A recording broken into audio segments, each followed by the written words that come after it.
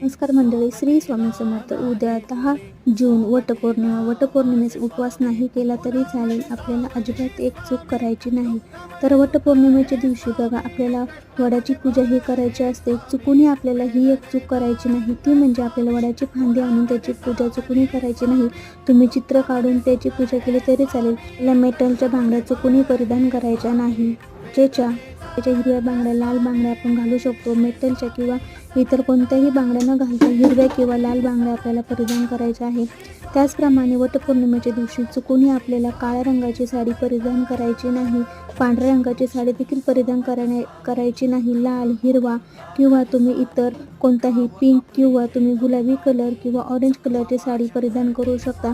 त्याचप्रमाणे गर्दन निळ्या रंगाची साडी देखील आपल्याला परिधान करायची नाही.